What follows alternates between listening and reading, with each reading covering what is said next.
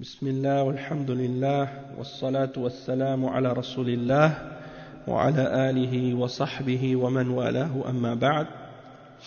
Donc, on va maintenant commencer le cours numéro 7 dans le tafsir de Surat Al-Imran, le tafsir de Cheikh Salih Al-Fawzan, hafizahullah ta'ala. Et on est arrivé toujours à l'explication du verset 7, on est au cours 7 et on explique le verset 7 aussi. Donc c'est le verset dans lequel Allah subhanahu wa ta'ala clarifie la différence entre les versets qui sont muhkamat et les versets qui sont mutashabihat. C'est-à-dire qu'il y a des versets dans le Coran qui sont muhkamat, c'est-à-dire des versets qui ne peuvent être compris que d'une seule manière, et qui sont à la base du livre, tandis qu'il y a d'autres versets qui sont mutashabihat, c'est-à-dire qu'ils peuvent être interprétés de différentes façons et de diverses façons, et pour les comprendre, ces versets-là, il faut savoir comment ramener ces versets aux versets qui sont muhkamat, pour qu'on puisse les comprendre. Et on a expliqué que pour ramener les versets qui sont mutashabihat aux muhkamat, pour les comprendre, il faut posséder de la science, il faut faire partie de ceux que Allah a mentionnés comme étant ar-rasikhuna fil ilm, c'est-à-dire ceux qui sont fermement enracinés dans la science et fermement ancrés dans la science. Donc on a mentionné des exemples de certains parmi les gens qui ont, comme Allah il dit dans le verset, fi qulubihim zayrun, ceux qui ont une déviation dans le cœur, ils cherchent à déformer, ils cherchent par exprès à utiliser les versets qui sont équivoques et qui ont plusieurs interprétations possibles. Ils prennent ces versets-là par exprès pour créer de la fitna, pour créer des troubles, pour créer de la division et pour égarer les gens, et donc ils cherchent à les déformer de leur sens réel. Donc on était en train de donner des exemples de ça hier en parlant des versets qui sont mansoukha, et on a expliqué que on n'a pas le droit d'utiliser un verset qui est mansoukh, et de l'appliquer comme si c'était ça la signification du Coran ou la preuve de l'application du Coran. Et on a donné des cas, on a donné des exemples de ça. On a aussi donné d'autres exemples aussi de l'interprétation, comment certains parmi les gens de bid'a utilisent certains versets. Par exemple, ils vont prendre un verset qui est équivoque et qui peut être interprété de diverses façons, et ils ne vont pas retourner aux autres versets qui le clarifient, ou bien aux hadiths qui sont authentiques et qui le clarifie également. Donc ça, c'est des exemples de l'attitude de ces gens-là, et j'ai expliqué que on en retrouve de ces exemples-là chez tous les groupes de bid'a et dans toutes les sectes, que ce soit les khawarij ou les shi'a ou les mu'tazila, les jahmiya, les mu'tazila, et également chez les qadariya, chez les jabriya, et aussi chez les soufiyya, et aussi la même chose on retrouve chez les Asha'ira et les Maturidiyya, et toutes les autres sectes chez les frères musulmans, les Ikhwan, les Tablir, et tous les groupes contemporains parmi les groupes de bid'a. Ils vont prendre des versets hors de leur contexte pour essayer de les interpréter et pour leur donner le sens qu'ils veulent. L'exemple par exemple de Jamaat Tablir par exemple, qui prennent des versets dans le Coran qui parle de khuruj, et puis ils disent faire le khuruj c'est faire qu'est-ce que nous on fait. Ils partent pendant 40 jours, ou ils partent pendant 3 jours ou 40 jours ou 4 mois ou je sais pas quoi, puis ils disent ça c'est le khuruj, alors que quand on regarde dans le Coran, quand Allah parle de khuruj fi sabilillah, ça parle en fait du combat et du djihad, et non pas de faire qu'est-ce que eux ils font comme activité que leur chef Mohamed Elias Al-Kandahlawi a inventé. Donc ça c'est des déformations du Coran. Et la même chose aussi comme on trouve par exemple chez les Ikhwan, toutes sortes de falsifications et de déformations des sens du Coran et de déviations dans la compréhension de la religion, que ce soit dans les exemples du tafsir de Sayyid Qutb, Fi Dhilal al-Qur'an, ou bien dans les livres de Hassan al-Banna qu'il a écrits et dans lesquels il a déformé le sens de plein de principes de la religion pour les adapter à son groupe, hein. Donc il y a plein d'exemples de ça. Donc on va continuer maintenant avec la suite. Le Cheikh Al-Fawzan il dit wa ahlu az-zayg ya'khudhuna al-ayat al-mansukha wa yaquluna hadha Qur'an, wa ya'khudhuna al-ayat al-mutlaqa wa yatrukuna al-qayd alladhi yuqayyiduha wa ya'khudhuna al-ayat al-'amma wa yatrukuna al-ayat al-mukhassisa المخصصة يعني يقولون نحن نستدل بالقرآن وهذا العمل إما نتيجة جهل وتعالم والتعالم ليس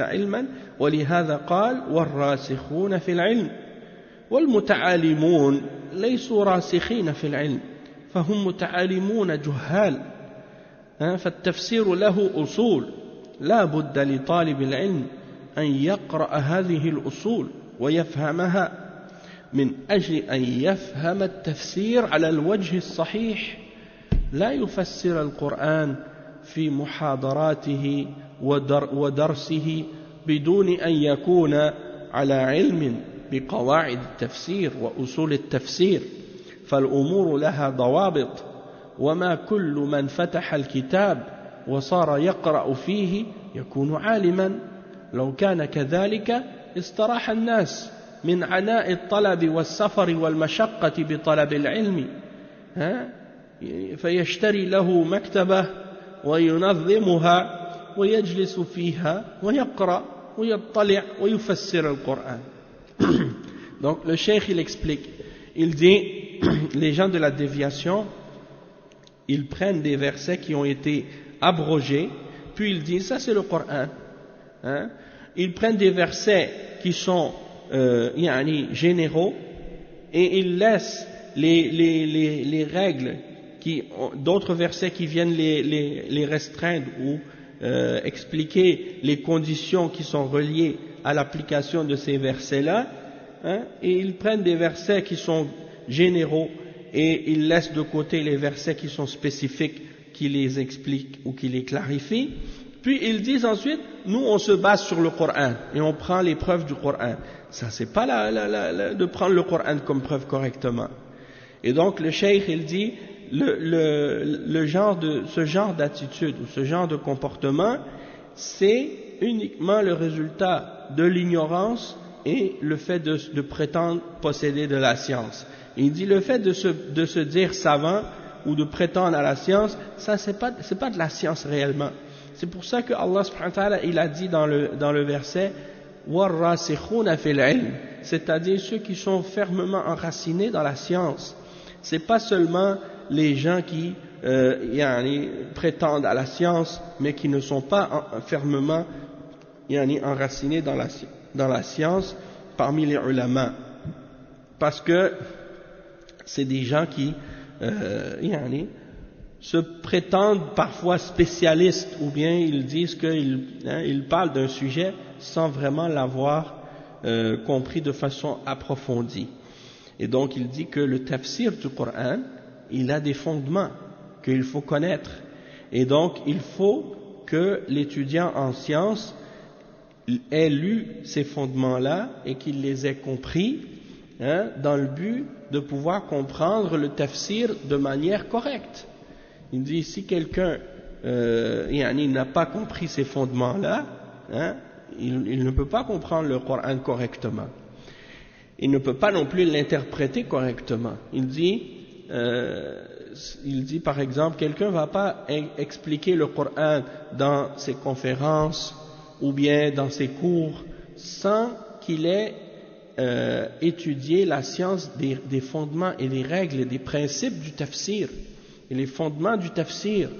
parce que les choses ont des règles à respecter. Il y a des règles à respecter pour faire le tafsir du Coran. C'est pas n'importe comment et n'importe quoi que tu peux dire.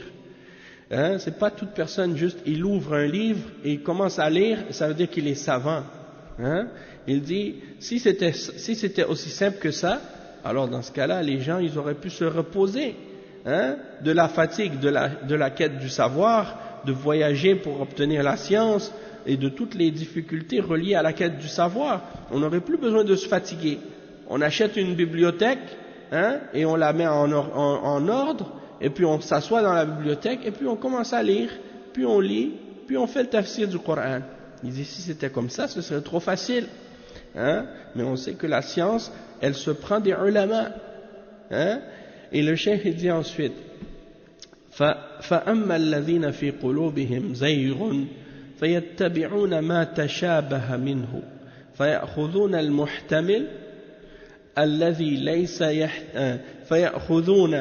المحتمل الذي يحتمل عدة معان ابتغاء الفتنة يعني من أجل أن يخدعوا الناس ويقولون نحن نستدل بالقرآن ويفتنون الناس ونقول هذا لا يخلو إما أن يكون جاهلا متعالما وإما أن يكون زائغا يريد إضلال الناس ويريد فتنة الناس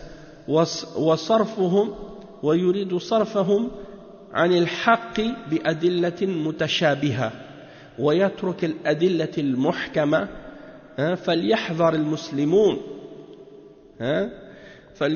المسلمون من هذين الصنفين المتعالمين وإن كانوا لا يريدون شرا ولكن الجهل داء قاتل ويقولون نحن نستدل بالقرآن ونستدل بالحديث وهم لا يفهمون أصول الحديث ومصطلح الحديث ولا قواعد التحديث ولا يفهمون علوم القرآن وأصول التفسير ويتخبطون خبط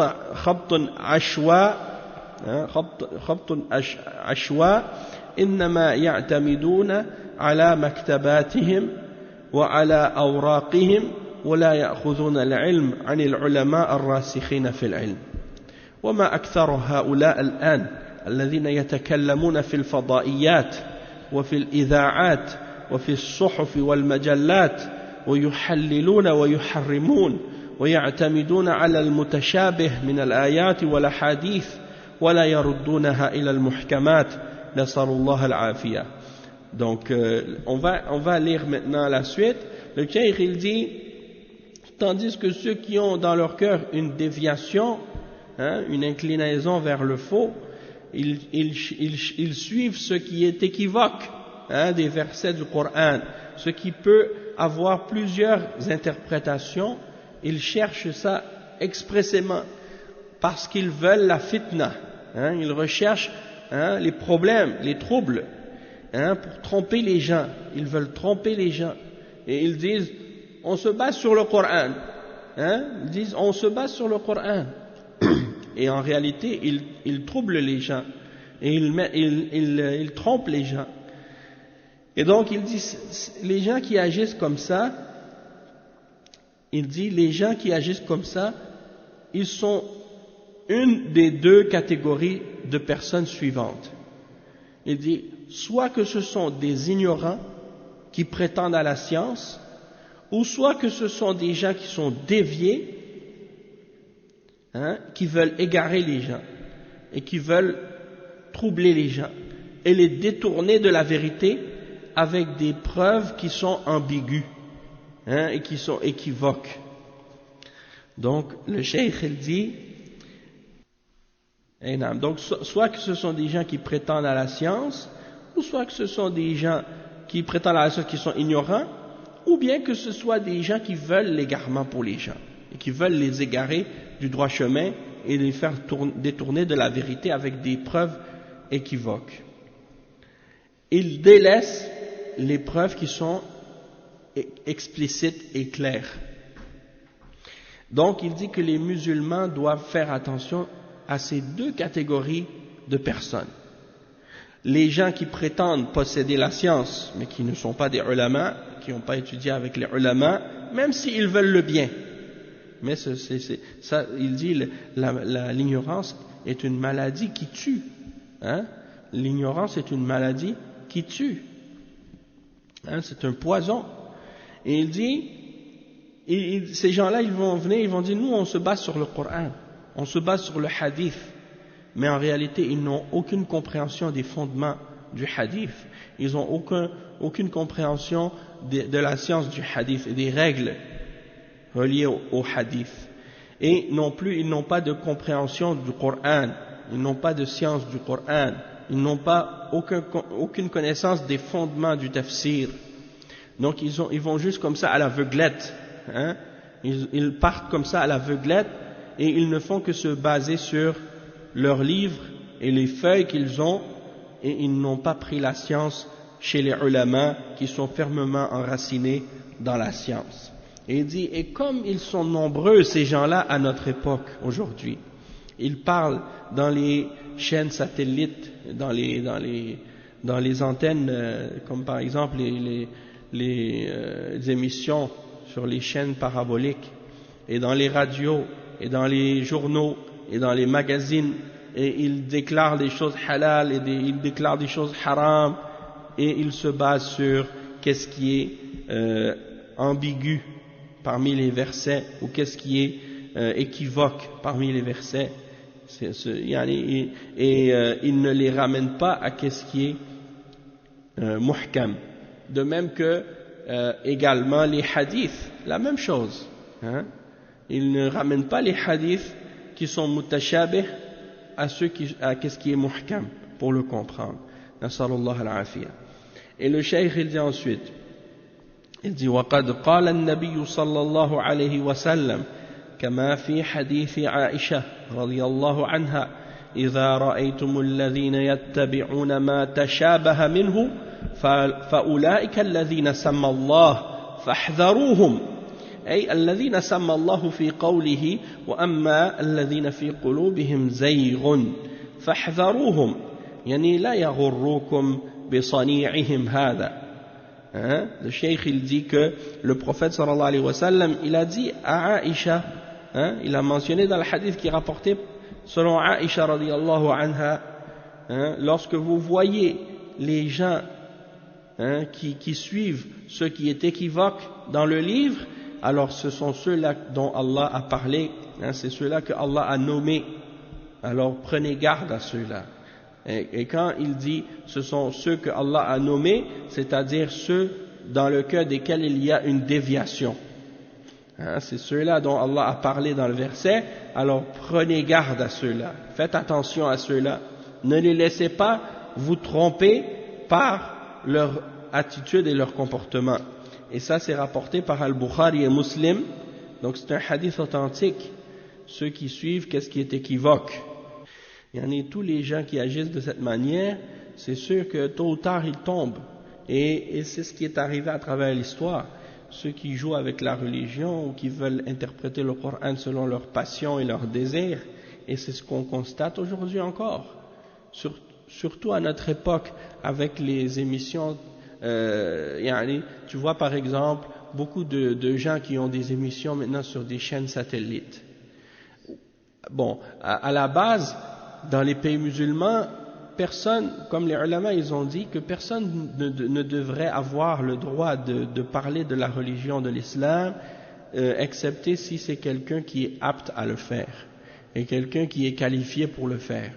Et ils disent également que, par contre, si quelqu'un, il parle de religion et qu'il n'est pas apte à le faire, que cette personne-là doit être éloignée ou empêchée même de parler de la religion. Et le problème à notre époque, c'est surtout par rapport au fait que les gens maintenant, ils sont dans une époque où ils pensent que tout le monde est libre de dire ce qu'il veut et de parler sur ce qu'il veut. Et que tout le monde a l'accès maintenant à des médias hein, et à des réseaux sociaux. Donc tout le monde peut ouvrir une chaîne sur YouTube, tout le monde peut se permettre maintenant de propager ce qu'il veut, et c'est ce que les gens font. Et beaucoup de gens, malheureusement, ils n'ont pas de moyen de distinguer entre ce qui est vrai et ce qui est faux. Wa alaykum assalam wa rahmatullahi wa barakatuh. Et donc, des fois, j'ai fait le test. Quand je suis allé sur Google ou bien quand je suis allé sur YouTube, j'ai fait une recherche pour trouver quelque chose, et juste pour voir qu'est-ce qui allait sortir comme résultat. Et tu vois que souvent, quand tu écris n'importe quel sujet à propos de l'islam dans ces exemples de moteurs de recherche, les premières réponses que tu trouves, souvent c'est des gens qui sont des égarés, qui apparaissent en premier. Hein? Donc ces gens-là, ils ont presque envahi la toile, comme on dit. Hein? Ils ont presque envahi la toile.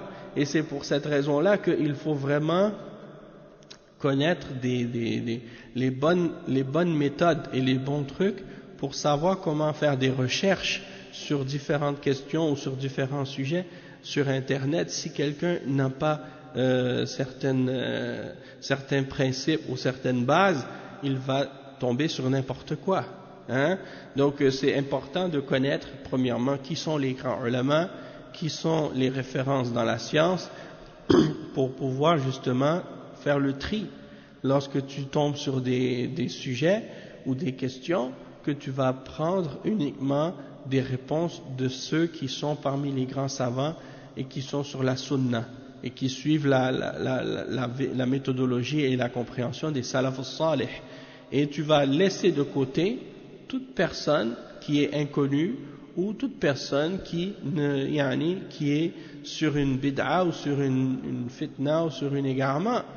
Mais celui qui n'a pas les bases et qui ne connaît pas les ulama et qui n'a pas de principe, il va prendre du premier qu'il trouve. Hein? Il va trouver quelqu'un, il va cliquer et puis il va écouter ce qu'il dit. Il ne sait même pas si c'est quelqu'un qui est dans la bid'a ou dans l'égarement ou non.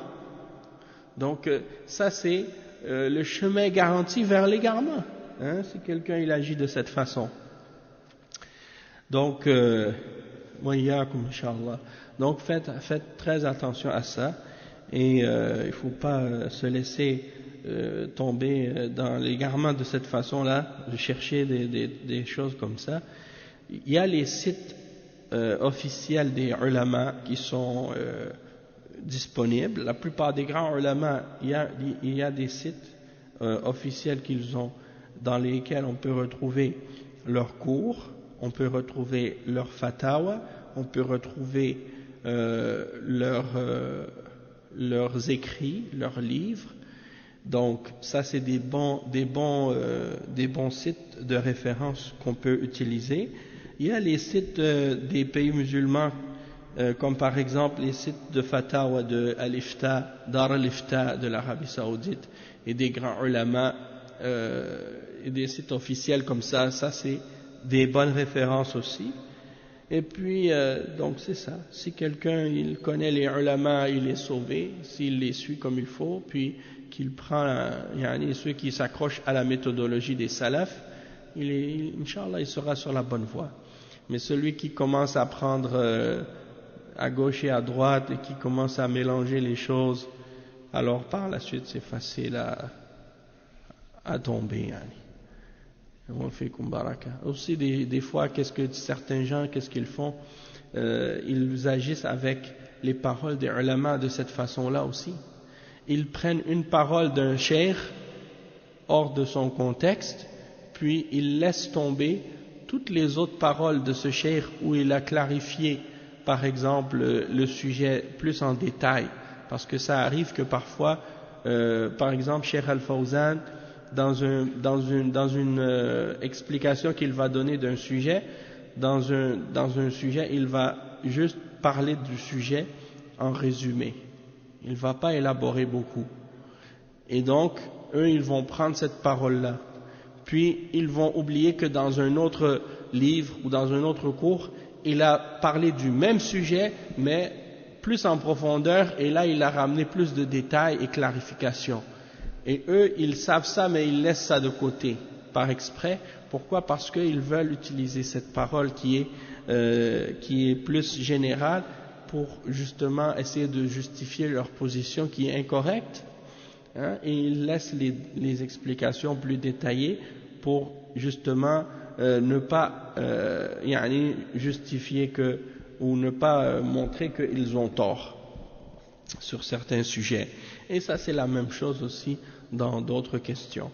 Et ça c'est sans oublier le fait que par exemple c'est possible qu'un savant qui est sur la sunna et qui est sur la vérité parfois commette une erreur, c'est possible, et donc si par exemple un savant il a clarifié un sujet à propos de quelque chose et un autre savant il a corrigé cette erreur-là ou réfuté cette erreur-là et qu'il a montré les preuves, alors dans ce cas-là ça sert à rien de vouloir s'attacher fanatiquement à l'erreur de ce cheikh, mais plutôt de revenir à la vérité, parce que nous on ne suit pas quelqu'un juste parce que qu'est-ce qu'il dit, c'est lui qui l'a dit donc ça veut dire que c'est la vérité. Non, on suit qu'est-ce qui est établi sur la preuve, et c'est ça la vérité qu'on doit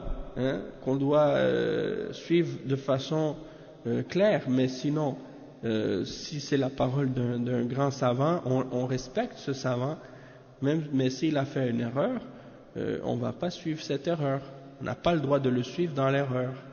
Donc ça c'est important aussi de comprendre que le fait de ne pas suivre un savant s'il s'est trompé dans une erreur en particulier ou dans un point dans lequel il a contredit quelque chose, ou qu'il a contredit la vérité dans un point en particulier par erreur, alors là dans ce cas-là il n'y a pas d'insulte le fait qu'on corrige cette erreur-là ou on refuse de suivre l'erreur en particulier. Au contraire même c'est le signe de la sincérité de la personne, qu'elle s'accroche à la vérité et qu'elle ne va pas suivre aveuglément quelqu'un, même si c'est quelqu'un qui est de façon générale il s'accroche toujours à la vérité, mais c'est possible qu'il se trompe. Non. Donc ensuite le cheikh il explique, il dit وابتغاء تأويله أي يطلبون تفسيره ولا يطلبونه بالطريق الصحيح وإنما يريدون تأويله بالطريقة الزائغة الضالة يحرفون الكلمة عن مواضعه ويفسرون القرآن والأحاديث على حسب أهوائهم والمتشابه ما يظهر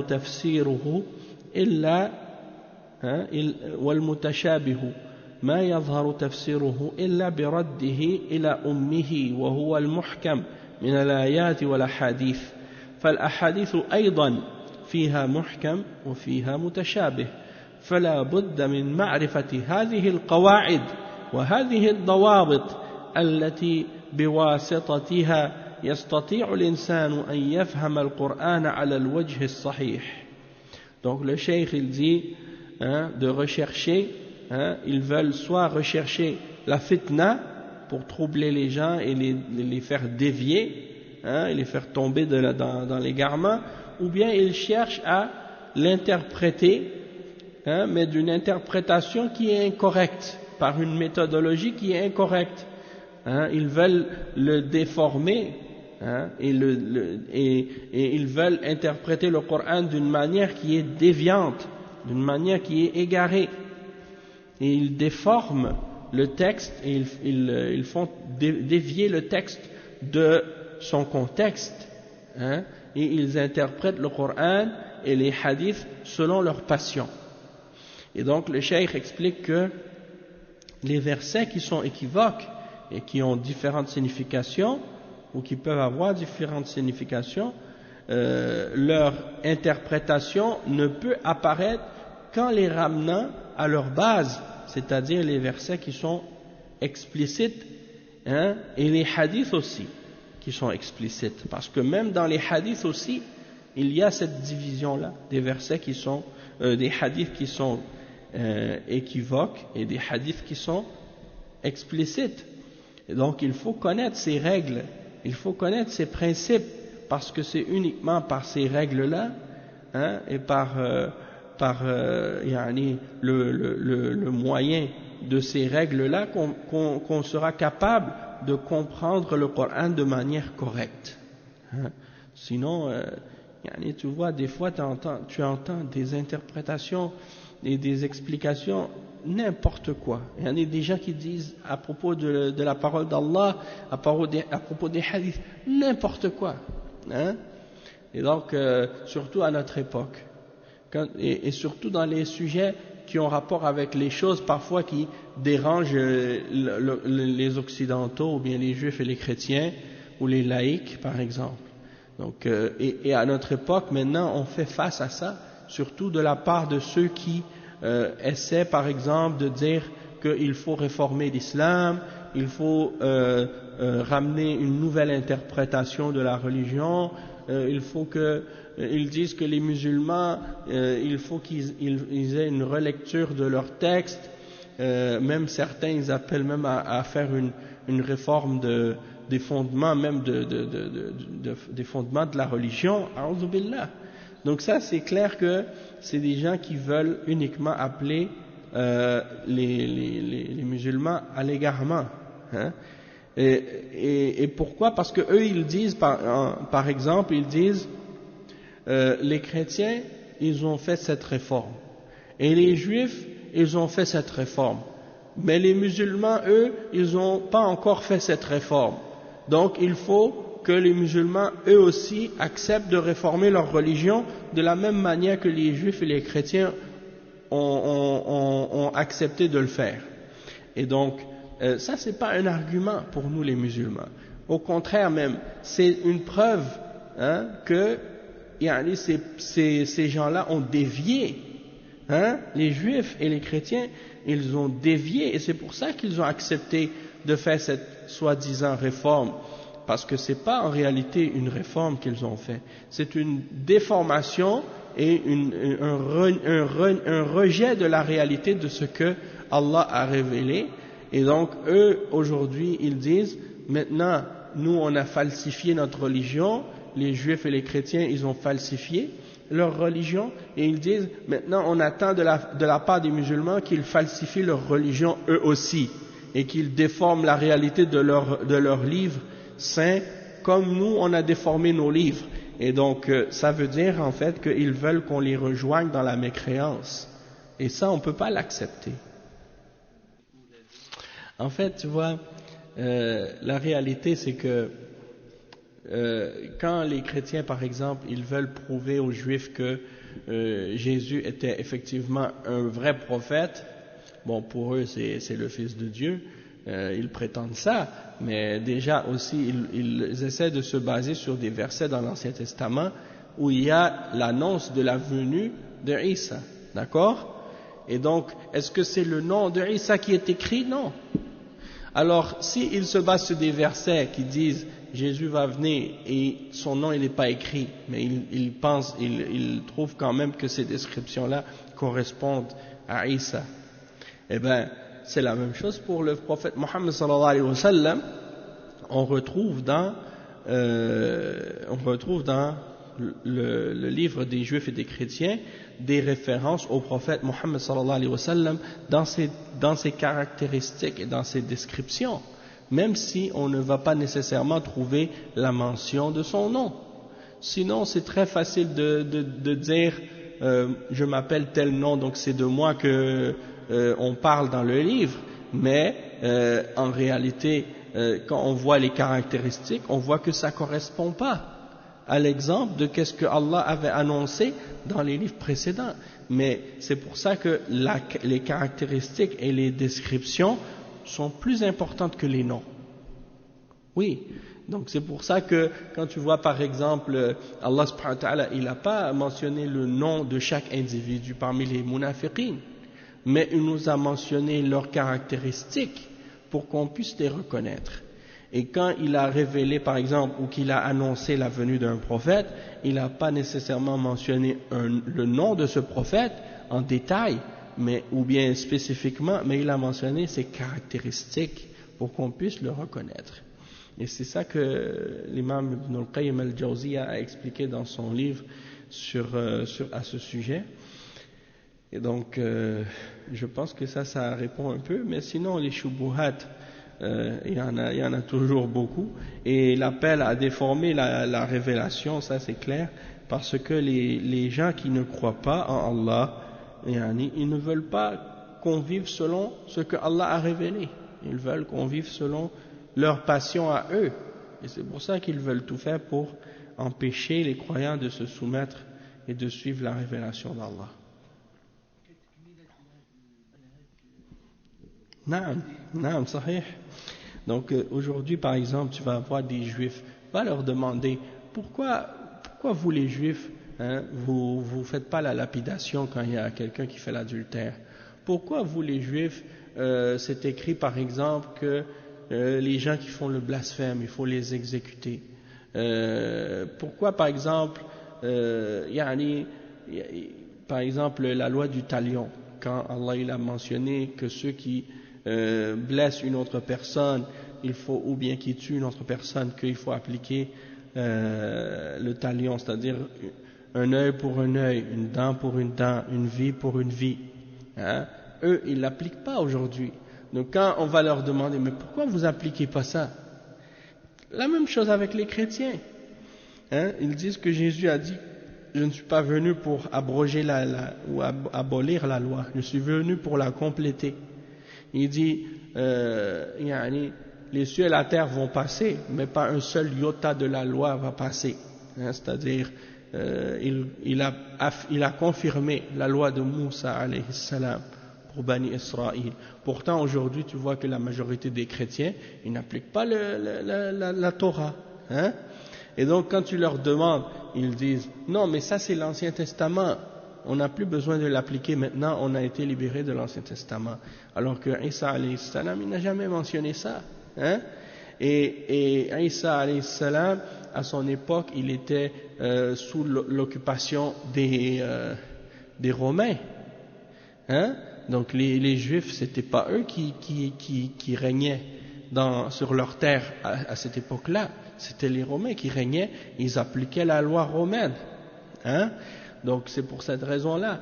Mais bon, il faut comprendre que Isa alayhi salam, il n'a jamais renié la Torah lui-même, parce que tous les prophètes de Bani Israël, ils revenaient toujours à la Torah, la même chose, tu vois par exemple, il y a des chrétiens, la plupart ils vont pas faire le sabbat, ils font pas le sabbat, et ils prennent leur jour de repos le dimanche, contrairement aux juifs.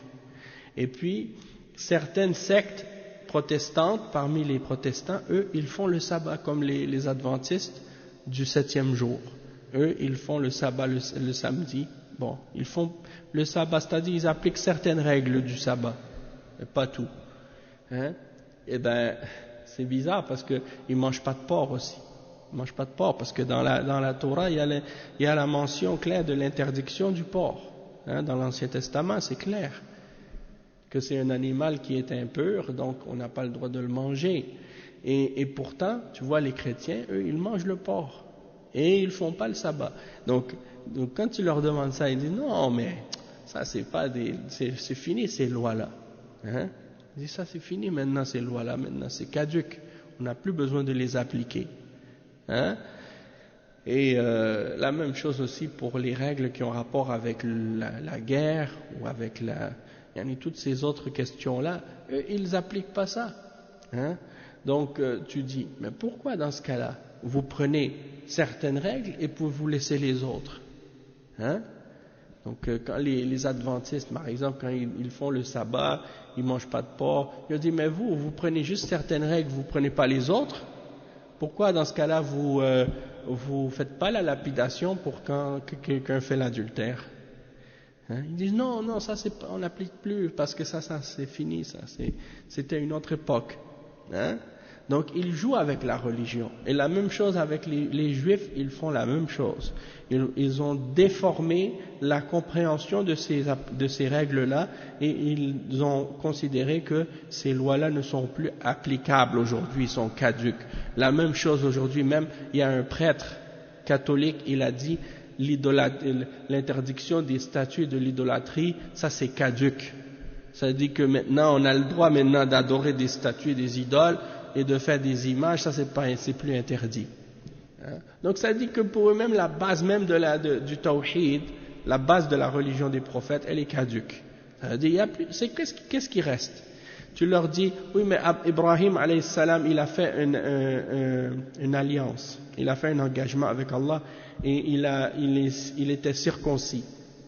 Pourquoi vous, les chrétiens, vous ne faites pas la circoncision? Ils disent, non, ça c'est caduc, ça c'est fini maintenant. Ils disent maintenant, c'est plus la circoncision de la chair, c'est la circoncision du cœur qui est importante. Donc, toutes sortes de ta'wilat, c'est exactement ce genre d'attitude-là. Chez les chrétiens, on en a plein d'exemples de comment ils ont déformé le sens de leur livre pour suivre leur passion. Hein? D'accord? Donc là, parmi les musulmans, ceux qui ont une déviation dans le cœur, ils veulent en fait imiter les exemples des juifs et des chrétiens, comment eux, ils ont déformé leur livre. Et c'est ça qu'ils appellent maintenant les musulmans à faire aussi. Et donc, les gens qui sont les ennemis de la religion des prophètes, depuis des siècles, ils ont combattu le christianisme, ils ont combattu la religion des juifs, et maintenant ils ont réussi à les détruire ou à bien partiellement les détruire. Et là maintenant, ils veulent s'attaquer aux musulmans et à l'islam. Et ils disent, il nous reste que ceux-là à nous en débarrasser. Et c'est pour ça que maintenant ils sont acharnés à vouloir tout faire pour les arrêter. Et pour les juifs et les chrétiens, ils ont eu de la facilité, une certaine facilité, parce que quand même ça a pris du temps pour certains, pour le christianisme, mais là maintenant avec l'islam, ils ont utilisé des moyens que même le diable peut-être il ne peut même pas imaginer. Dans le sens qu'ils ont ramené le terrorisme et toutes sortes d'autres actes, ils utilisent les extrémistes comme excuse pour justifier toutes les répressions contre l'islam et les musulmans. Hein? Et ça c'est récent parce que avant, dans le passé, même 20 ans ou 30 ans en arrière, on n'entendait pas parler de ça. Hein? Ou bien on n'entendait pas parler de ça à ce point-là. Mais maintenant c'est devenu tellement grave que depuis que quelqu'un est musulman, aussitôt les gens disent ah ça c'est un terroriste. Hein? Donc c'est eux qui ont fait ça, c'est eux qui ont organisé ça pour justement discréditer l'islam et essayer de salir la religion musulmane et les musulmans, pour essayer de mettre, surtout avec les médias, cette notion-là dans la tête des gens, pour que les gens commencent à avoir peur de l'islam. Mais il n'y a pas de doute que tout ça c'est pour déformer la réalité et que l'islam n'a rien à voir avec ça. L'islam n'a rien à voir avec ces histoires de terrorisme-là, mais c'est une ruse qu'ils utilisent pour essayer d'éloigner les gens de l'islam. Exactement. Ils ont fait ça avec les chrétiens, ils font ça maintenant, ils essaient de faire ça aussi avec les musulmans, c'est-à-dire, comme tu dis, de faire en sorte que les gens soient ignorants de la réalité de l'islam. Et moi, je me rappelle même avant l'islam, quand j'étais chrétien, j'étais à l'école, ils nous ont jamais fait lire la Bible, au contraire même. Ils nous décourageaient même de lire la Bible parce qu'ils disaient, ça vous sert à rien de la lire parce que vous pouvez pas la comprendre.